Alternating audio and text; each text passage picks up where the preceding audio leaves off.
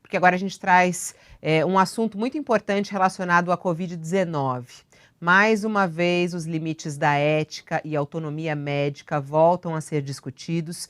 Um estudo patrocinado em Manaus por uma rede de hospitais para testar um novo remédio, um remédio que foi considerado depois ineficaz contra a Covid, omitiu 40 mortes. E isso é de muita gravidade. Sobre esse assunto, eu converso agora com Jorge Venâncio. Ele é coordenador da Comissão Nacional de Ética e Pesquisa do Conselho Nacional de Saúde e, inclusive, o conselho que estava acompanhando essa pesquisa. Olá, doutor Venâncio, boa tarde, seja bem-vindo aqui ao nosso programa. Bom dia, Fabíola. Boa tarde, aliás.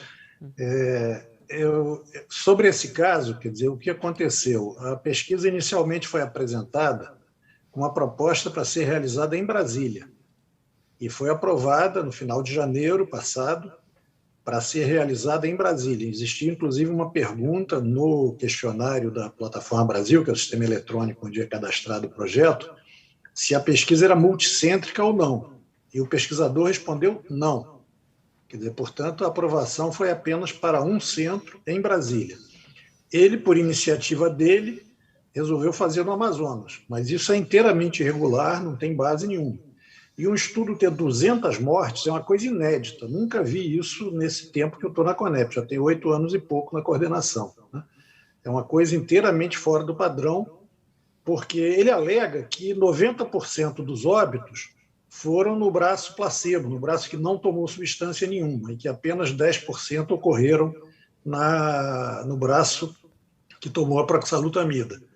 Mas repare, mesmo que isso seja verdade, coisa que nós não temos como ter certeza, porque ele se recusou a dar os detalhes do estudo quando foi solicitado, né?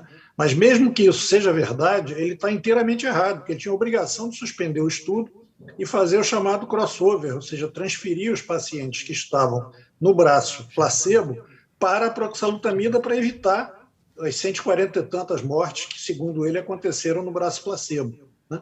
Portanto, ficar passivo, esperando não sei o quê, diante de uma situação como essa, com uma quantidade de óbitos desse dentro de uma pesquisa, isso aí é uma coisa gravíssima. E nós fizemos uma representação ao Ministério Público exatamente com base nessa situação. O Ministério Público abriu investigação e estamos aguardando aí os resultados. Né? Nós não temos na Conep poder de polícia de apurar os detalhes, né, quando o pesquisador se recusa a fornecê-los, mas o Ministério Público tem como apelar à Justiça para cobrar os documentos que são necessários para se ter certeza efetivamente do que ocorreu. Uhum. Aliás, nós aqui no UOL entramos em contato com o médico, né, que é o Flávio Caldegiani, que é o nome dele, né? É um médico endocrinologista, responsável pelo estudo. Ele negou as divergências e disse que os números são diferentes porque houve mudança nos critérios usados como referência.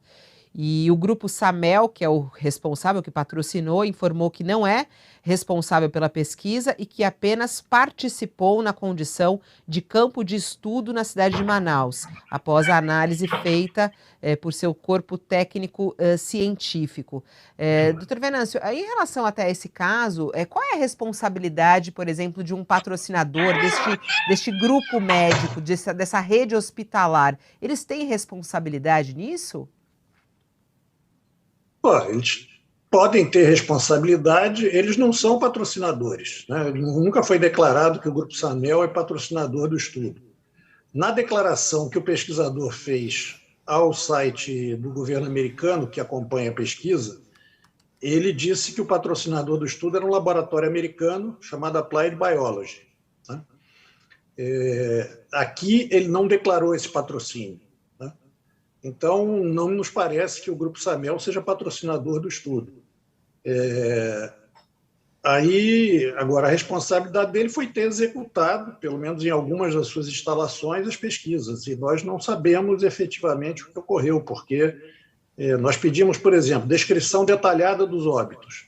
Foi negado. Né? Pedimos termos de consentimento que os participantes teriam assinado. Também foi negado isso, não foi apresentado. Né? Então, nós não tivemos como apurar efetivamente o que ocorreu. Agora, um estudo que morre em 200 pessoas é uma coisa inteiramente fora da curva. Não há como achar. Para ter uma ideia, o caso mais grave que eu já tinha visto até hoje teve 20 e poucos óbitos. Né? Quer dizer, então, é uma coisa 10 vezes maior, quase, 8, 9 vezes maior, por aí. Né?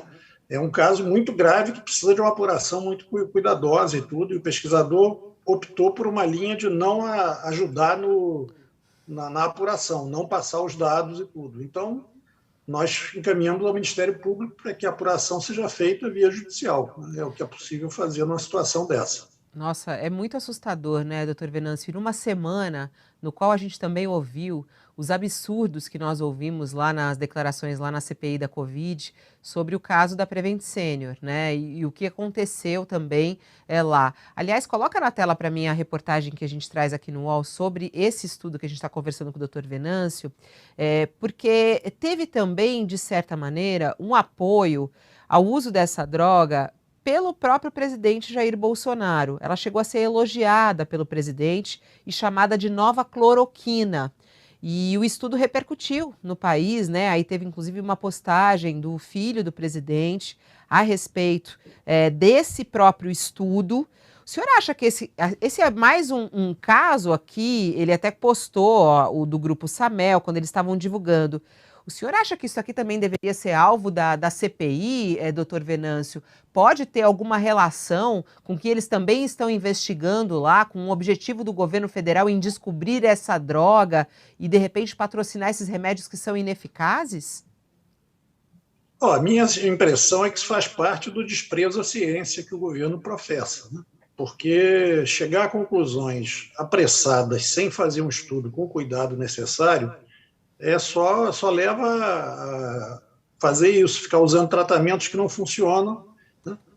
Isso possivelmente faz parte da estratégia de imunidade de rebanho. Né? Você não usar a vacina, retardar ao máximo o início da compra de vacinas e, ao mesmo tempo, ficar usando bala de festim para enfrentar a pandemia. Porque quando você usa um remédio que não funciona, você está, na realidade, favorecendo a disseminação da doença. Né?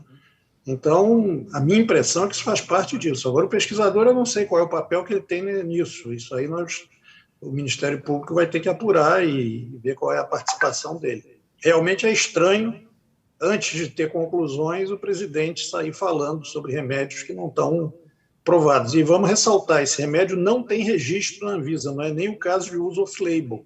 Quando se alega essa questão da autonomia médica, etc., que você pode usar um remédio que tem bula, né, para uma outra indicação. Aqui não tem bula, o remédio não é registrado, portanto, ele não pode ser usado em circunstância alguma, a não ser na pesquisa autorizada, coisa que eles fizeram de uma forma inteiramente irregular.